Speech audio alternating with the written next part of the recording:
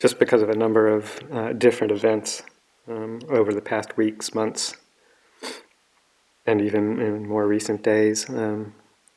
A recurrent theme keeps coming up for me, and that's the importance of Sangha, the importance of our spiritual companions. It's a theme that we often talk about here, bring it up every now and then, because it is so important, and so important to remind ourselves of the importance of Sangha. Because in the teachings, a lot of the times in the suttas, you see kind of an ideal, if you will, presented in terms of practice, the practice paradigm.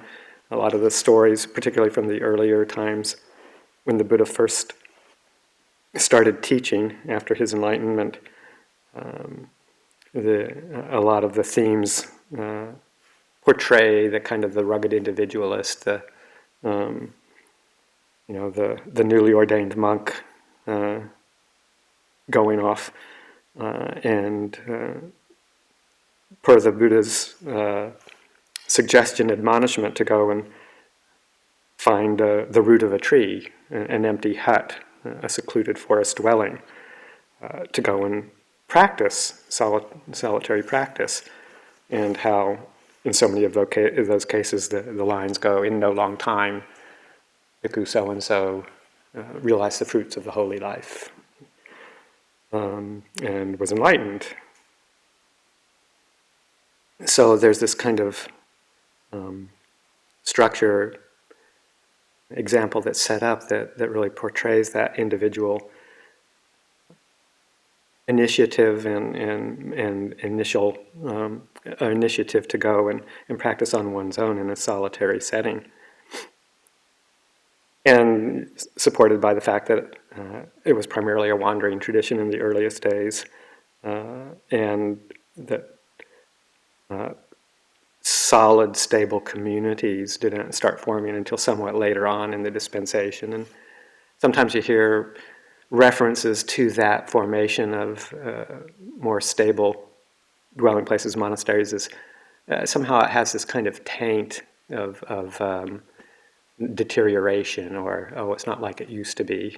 Monks are now going and congregating and hanging out together, and the standards are kind of slipping. That individual wanderer paradigm is being lost. So there's a strong way of picking that up, and I think it particularly appeals to some of the people who are coming into the practice, either lay or monastic, but you see it oftentimes in the monastic community, where after a bit of period of time, the individualist mindset, the wish to prove oneself, or the wish to stake one's territory in a sense, as a strong, independent being, takes hold. People get very strong opinions of what is the right thing to do, the right way to practice.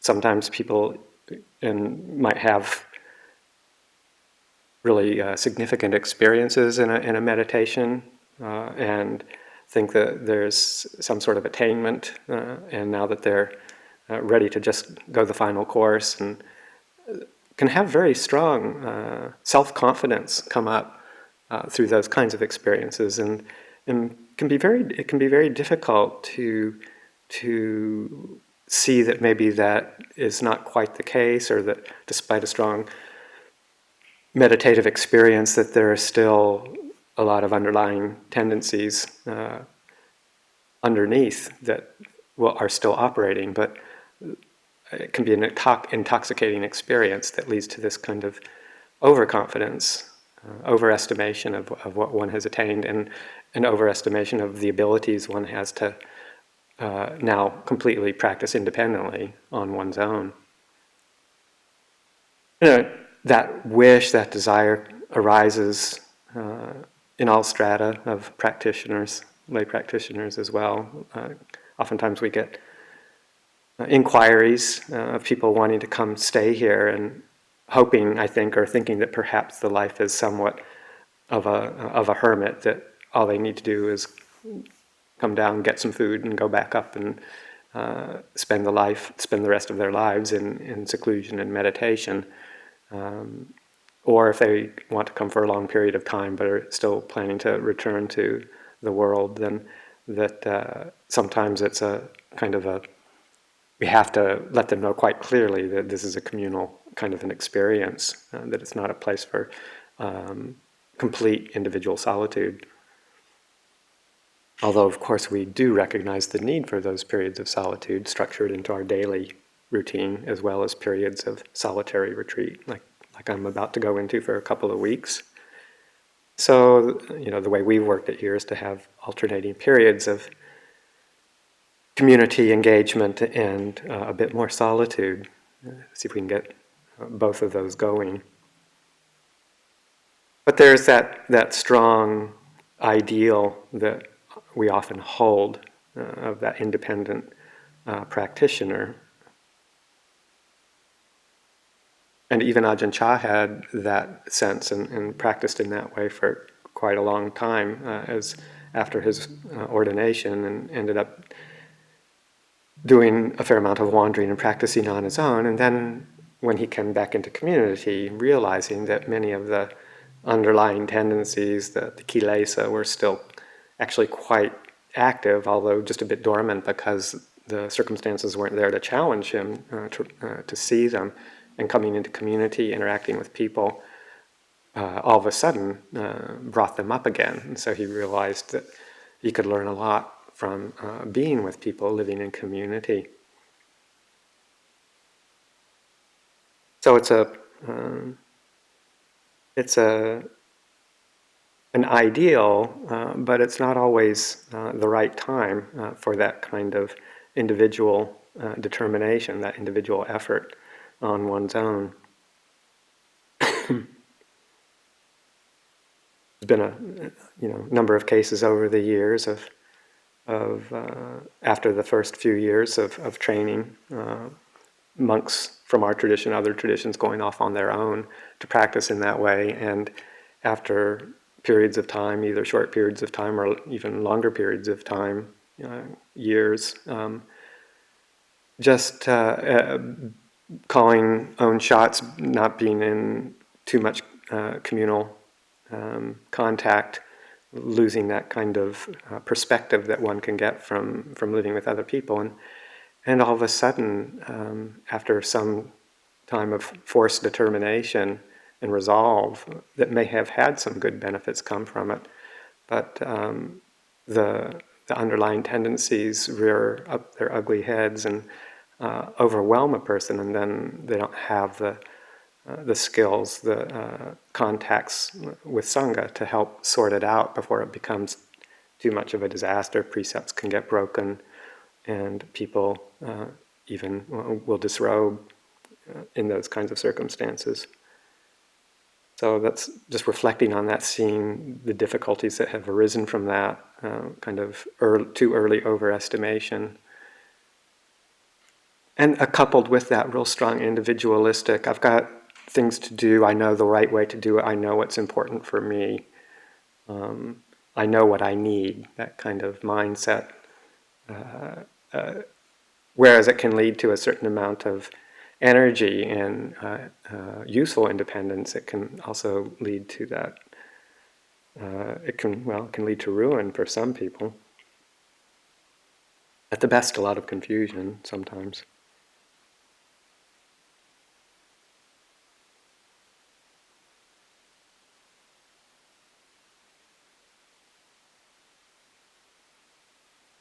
So there can be a growing recognition in our practice that we need a certain amount of structure, a certain amount of boundaries to help contain us. The mind can start to fly off in many directions about one's own opinions about what one needs, but if you have a supportive community around you, then there's ways to bounce these things off of other people, even when you're having periods of solitude and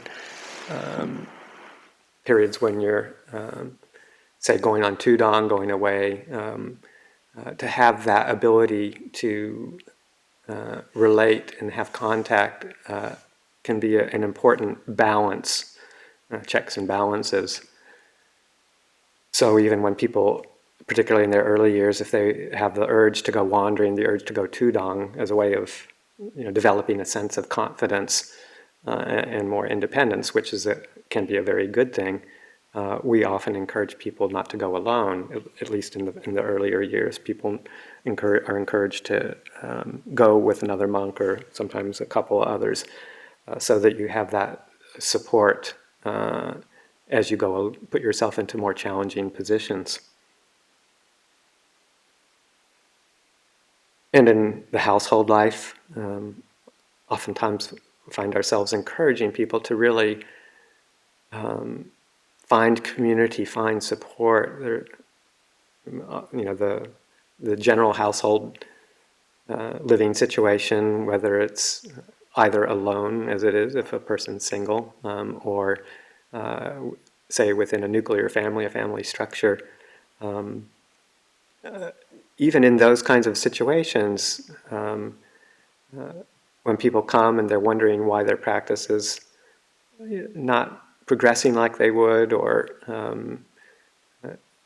kind of floundering at periods of time, oftentimes you find that they're trying to practice on their own, encouraging and need to constantly, I find myself constantly encouraging people, get in touch with a group, go join a group, even if it's not the most ideal group of practitioners. Having that kind of mutual support from like-minded people is crucial, because we're so influenced. We're social creatures.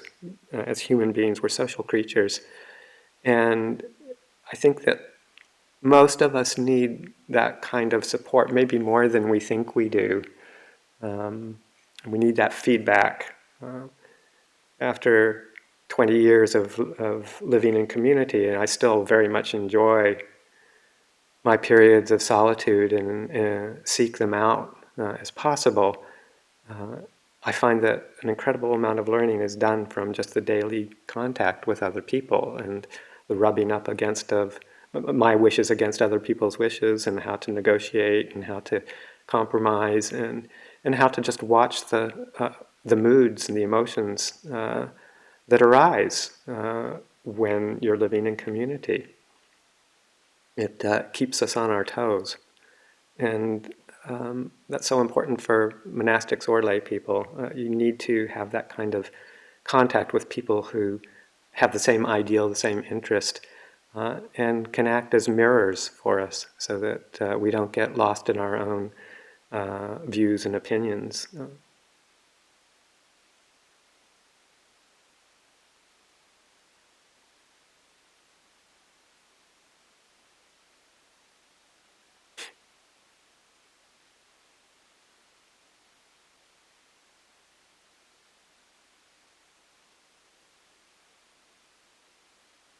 There's different ways. There's that ideal that I was talking about that you see in the suttas of the kind of rugged individualist monk going off on his own and realizing enlightenment. And then there's also, though, other examples where the Buddha does talk about the importance of this kind of human contact. It comes out in different ways. One of the ones that most people remember is the admonishment that the Buddha gives to Ananda when Ananda exclaims that half of the holy life is the Sangha, the importance of the Sangha, that's half the holy life. And the Buddha admonishes him and says, no, refuge in the Sangha is the whole of the holy life. It's not just half, it's the whole of the holy life.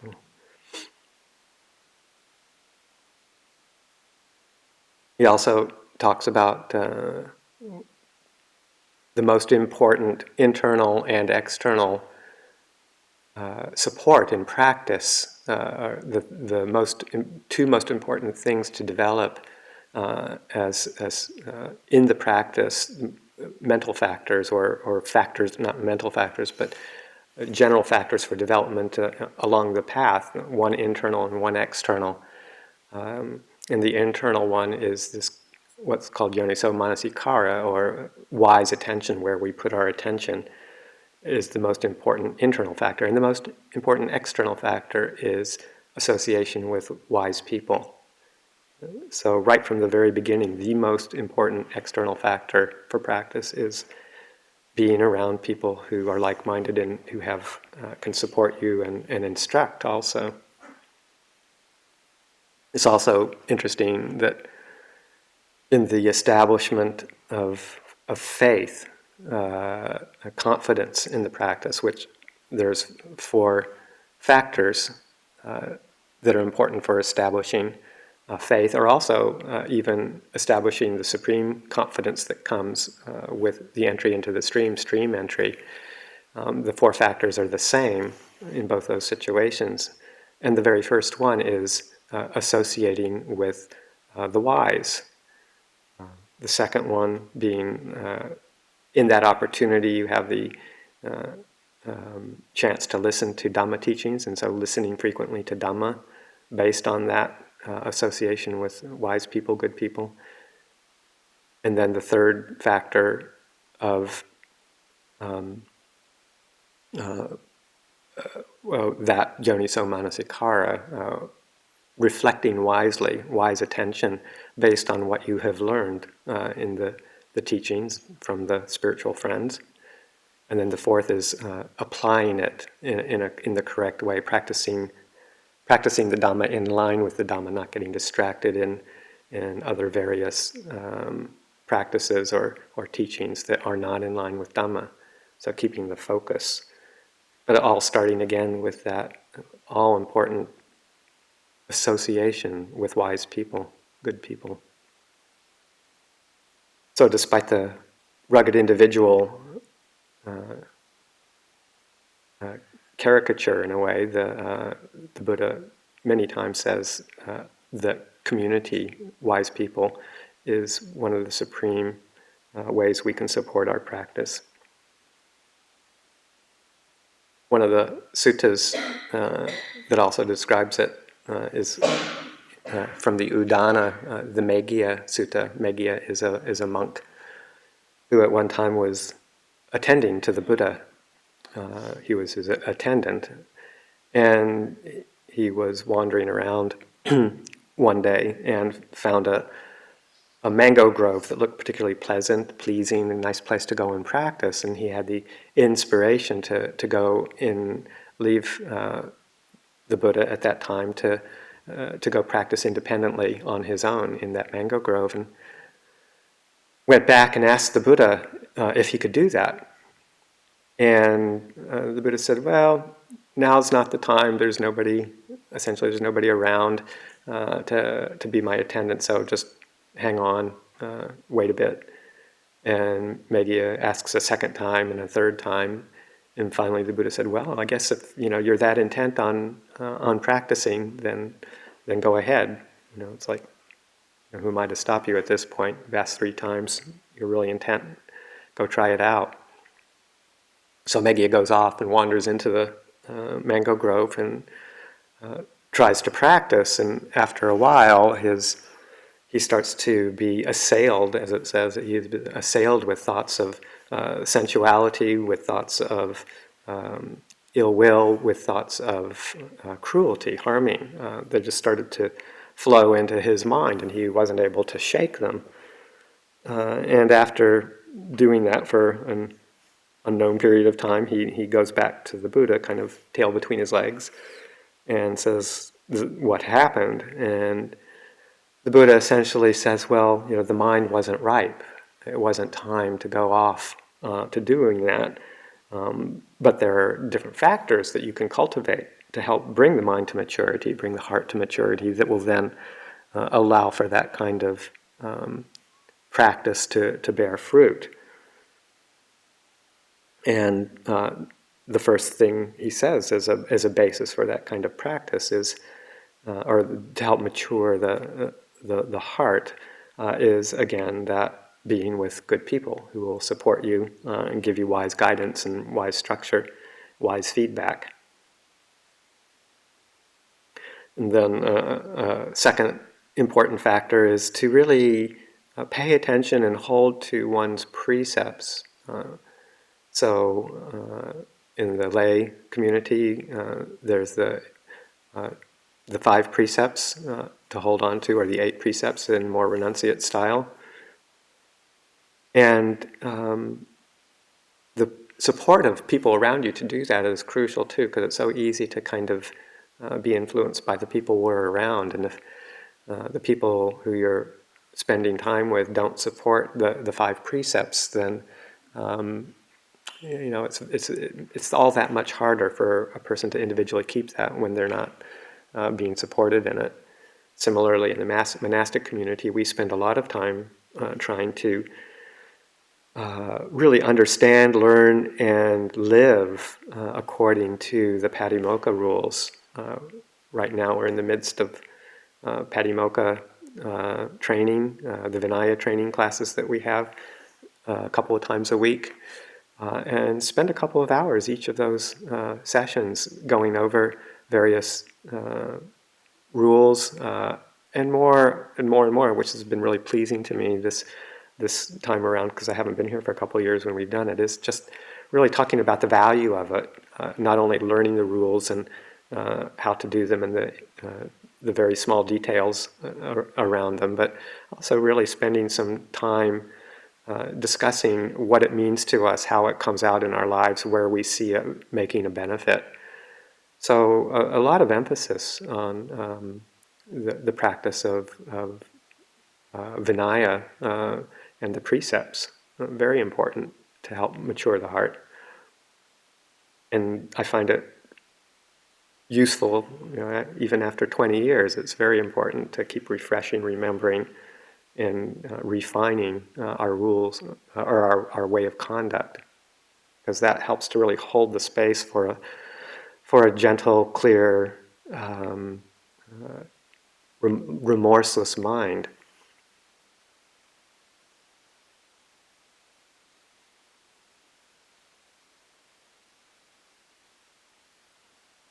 Having appropriate conversation with people is the third thing that the Buddha mentions. Being able to engage in talk that is effacing and leading towards the goal. If we find ourselves just constantly talking about trivial things or engaging in unskillful conversations, then you can see the effect that has on the mind. And again, keeps on going back to who are we hanging out with, who are we associating with. Are we engaging in,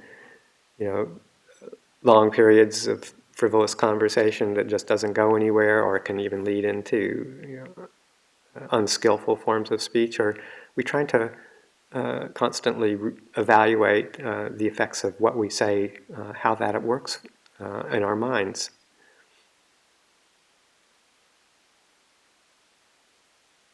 Then the fourth thing that he mentions is establishing the energy to increase wholesome states and to decrease increase wholesome states and to decrease unwholesome states. And that energy is so important. Directed in that way, that's, as you probably realize, that's essentially right effort, the Eightfold Path factor of right effort. And constantly reviewing in our minds, is what I'm doing, is how I'm living, how I'm practicing, is it leading to increased peaceful states of mind, increased contentment, deep contentment, and decreasing the unskillful ways that we act in the world through anger, irritation, craving, and confusion. So to notice and evaluate what's happening. Are we energetically striving to just continuously uplift, revive our hearts, and to gently let go of the long-held, unskillful tendencies in our minds? So having the energy to look at that, see it, and to recalibrate if we need to. And the fifth thing that he mentions to help mature the heart would be to reflect on and start to really understand in a deep way the nature of arising and ceasing. So that leading to the wisdom faculty of deeply starting to understand the nature of the world around us. So reflection on those things and practice with those things before one moves into seclusion and solitude helps to stabilize the heart, and then one can benefit from those more secluded kinds of practices. He also mentions that among the contemplations that one should do to help that process, there's four kamatanas, four contemplations to really put a lot of emphasis on, and that these are ones that are emphasized very strongly in the forest tradition.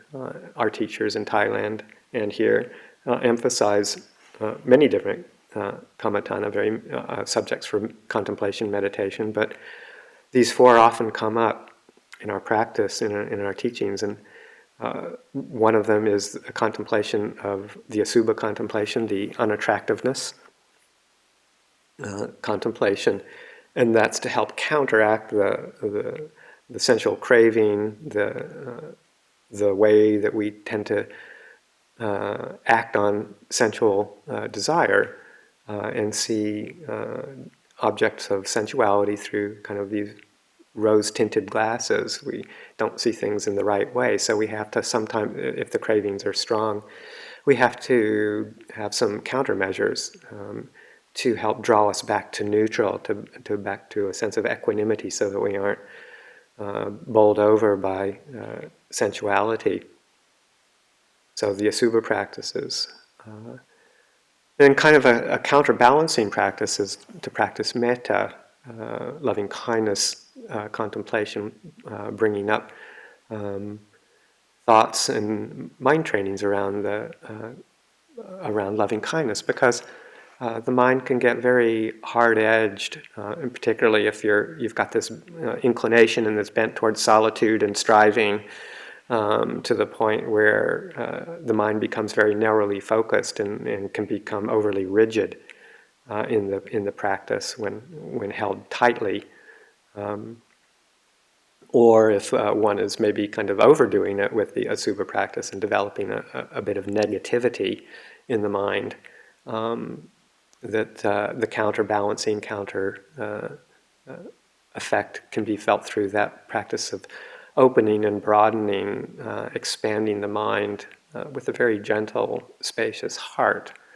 And that the two of those combined form a very powerful union. You think of them as kind of opposites in a way, maybe counteracting the other ones, but they actually are synergistic, and that the more one isn't swayed by sensuality, the more one can see the nature of what's what we call true love, the love that's not individualistic, it's not dependent on appearance, it's not dependent on a particular individual. It's a very global sense of caring, well-wishing for the benefit of ourselves and for other people. It's a very broad, non-sensual kind of expansive mind state of loving kindness. So if we can counteract the tendencies towards lustful attraction, then we can actually really experience true metta much more easily. And similarly, the more we practice and concentrate on that expansive, open quality of kindness, starting with ourselves, especially starting with ourselves in that very open, boundless quality, then the illusion, the enchantment of sensuality starts to drop as well, because we just see how limited it can be when it's that focused. So they really actually are very supportive of each other and form a synergistic pair that is encouraged very much in our tradition. The third contemplation that the Buddha recommended to Meggyya was one that we're all familiar with, and that's the anapanasati, the contemplation of the in and out breathing, which forms a basis for helping to develop a quieter mind, helping to reduce the chatter, the discursive thinking, the monkey mind, that once the mind is gladdened through metta or some other positive contemplation and is open and receptive, then the breathing becomes that much easier. I find it's much better to establish that sense of gladness in the mind, pramoja, a sense of ease, well-being, through some active contemplations and reflections and wise attention to appropriate objects, and then let the breath find us. It's rather than trying to go and pin it down and tackle it and hold our attention on the breathing through some sort of forceful effort, to prepare the mind and open it and soften it. And then the breathing almost comes automatically. And then with a bit of energy and effort, we can turn towards the breathing, the in and out breathing, and without you know, strong, narrow, forceful force, we still have the inclination to hold on to it, to move into it, to absorb into it in a very easeful, still quite one-pointed in terms of our purpose, but we can reduce the distractions that move us away from that kind of close attention to the breathing if the mind is open and softened and gladdened through these other practices. So the Buddha said, use this anapanasati to help develop our stillness, our peace of mind, our tranquility, samatha. And then lastly, he says the fourth kind of contemplation that Meghiya should take on is the contemplation of impermanence, the arising and ceasing of phenomena, in order to develop the perception of not self, and then leading to the more subtle elimination of the conceit, I am. One of those last fetters that holds us from realizing the truth, that conceit, I am, based on the perception of an everlasting, eternal self. So contemplation of impermanence, the arising and ceasing of all phenomena. So these four basic contemplations that the Buddha gives to Meghiya are ones to just keep in mind and to have those four as maybe the most powerful tools in our toolkit. There's other reflections, death contemplations, and other reflections, refuge in the Buddha, the Dhamma, the Sangha, generosity, those kinds of things. But these four basic ones are tools that we can use almost all the time and never go wrong. These will help mature the heart, establish its readiness. But going back to kind of the original inspiration for a few reflections, just that sense of how important it is to have spiritual companions, to have Sangha, have the support of each other, to keep hearing these thoughts, to keep hearing these teachings. We say them over and over again, many times in many different ways. But so our mental tendencies are fragile, and we tend to follow the groove that we've established for so long, and we need constant reminders to help keep us getting out of the wrong path and getting onto the right path. And we can't do that without the support of other people. It's just pretty nearly impossible for most of us, I think. And as I hear the stories of some of the practitioners getting lost because they don't have that kind of support, or monks even disrobing because of lack of that kind of support, my heart kind of just breaks open, because most of these people are incredibly well-intentioned and very sincere, but kind of get lost in that idealistic notion of the rugged individualistic approach as being the way to do it. So taking our times of solitude, again, like I said, I'm looking forward to my 2 weeks of solitude, and our longer periods when perhaps in later years of our practice where we can take longer periods on our own, but always remembering the refuge of Sangha, the refuge of people to support us along the way, because it's a long-term path, and most of us just can't do it alone. So I'll just offer that for this afternoon's reflection.